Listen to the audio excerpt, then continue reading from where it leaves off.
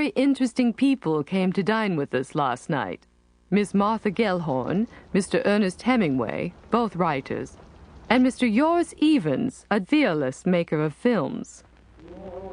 After dinner, the two men showed us a film which they made. The profits are going into the purchase of ambulances to help the sick and dying in a part of the world which is at present war-torn.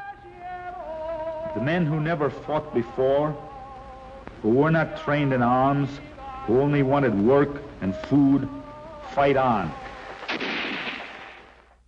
You really did like the film, didn't you?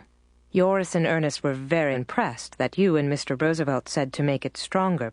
It is a record of personal bravery that you'd get decorated for in any war but this one, where they do not give decorations, and men do whatever they do for nothing.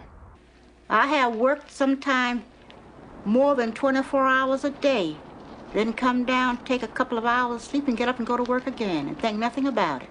Because as long as you were doing something, it was all right. I was young, strong, and healthy, and it was wonderful.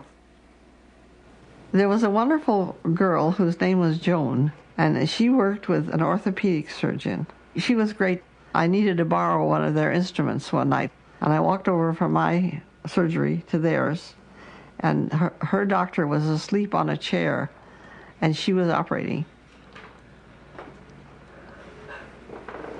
And she said, "Shh."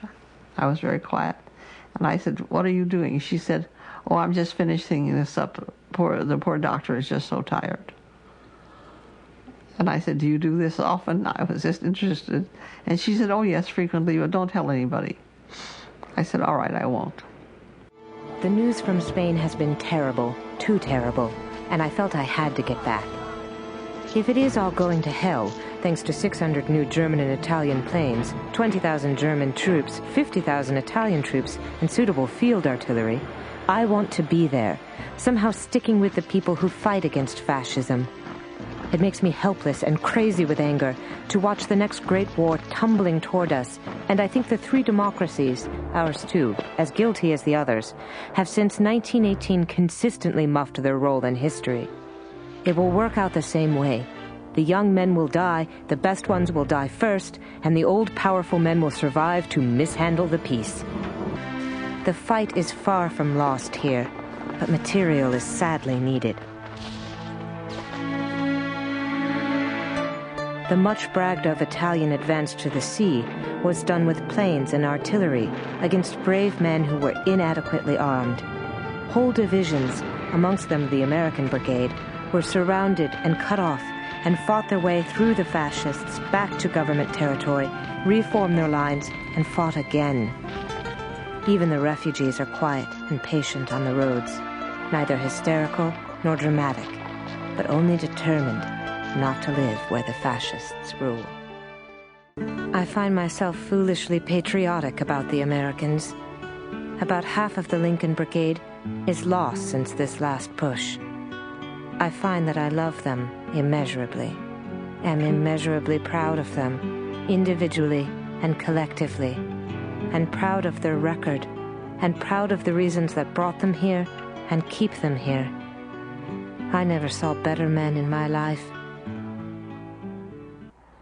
It has evidently been decided that if high explosive won't destroy the Republic, then hunger will. Chamberlain has clearly put class interest above the interest of democracy in particular, and humanity in general. He has even forgotten about the British Empire in his determination to render unto the dictators what is not theirs. Toward the end of the war, nobody had enough food. Nobody. The whole country was without food. We were prevented from getting food from the outside. It was very tough for a small number of farmers or peasants to work for a whole big army, the International Army. Toward the end of the war, there was really very, very poor, very small amounts of food, and there was suffering, and there was dying because of the hunger. The food situation in Spain, with special reference to children, is quite tragic. About 60,000 children are eating half a pound of whole wheat bread each day for this month. They also draw pictures, because with some food in them, they feel very lively. The children eating these chunks of dry bread was about the only happy thing I saw. I was in various schools during air raids, and the children waited patiently and sadly for it to finish, because until the raids finished, they would not get their bread. Evidently, the men in the planes have families too, and the men who sink the food ships have families, and the men who run a war have sons who can also get killed. In September 1938, the Republican government of Spain, no doubt hoping to shame Franco into a similar gesture, withdrew the International Brigade from the fronts. The International Brigades tried to get an agreement that if they pulled out, all the internationals, the fascists would do the same. And to show good faith, they did the pulling out first. We all went to Barcelona. And I heard Passionario tell us we would be citizens of Spain forever. They had a big goodbye, a big send-off, and a lot of the internationals came marching through the streets.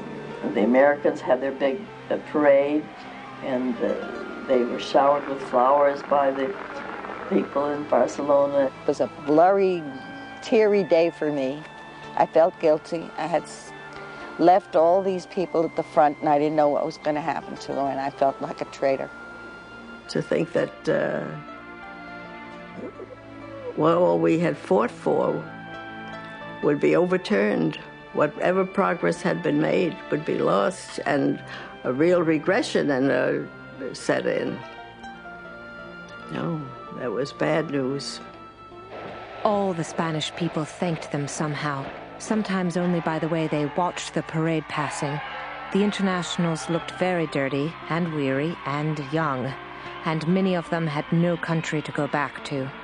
The German and Italian anti-fascists were already refugees. The Hungarians had no home either. Leaving Spain for most of the European volunteers was to go into exile. 4 of Mussolini's Italian divisions stayed and fought for Franco until the end of the war. Hitler's artillerymen and pilots also remained. In our time, there has been no spectacle as tragic in which the moral issues were clearer. To see Spain go under, and with it those few ideals that are worth living and dying for, seems to me a misery that we are not going to get over easily. When I think of how the people have suffered for what they believed, the guilt of all of us, the 3 great democracies, is like a personal sin. I wouldn't mind losing a war that we all fought honestly because we had to, because the fighting would keep the belief alive somewhere. But to sell out, to give up, to stand aside before such injustice is the worst defeat there is. I understood exactly what fascism was while I was there. And my intention was to go any place where I could help. I couldn't live with myself today if I hadn't gone then, knowing what happened after that. World War II started. I couldn't live with myself, knowing that I didn't go and help those people.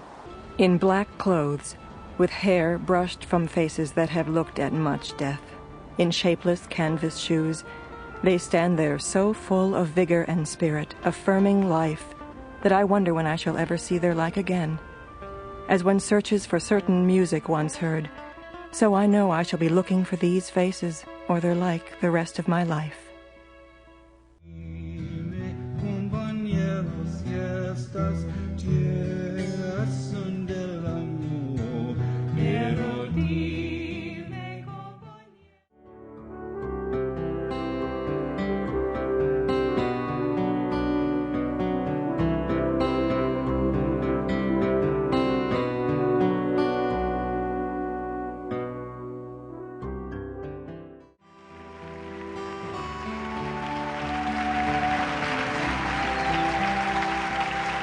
And it was a wonderful experience.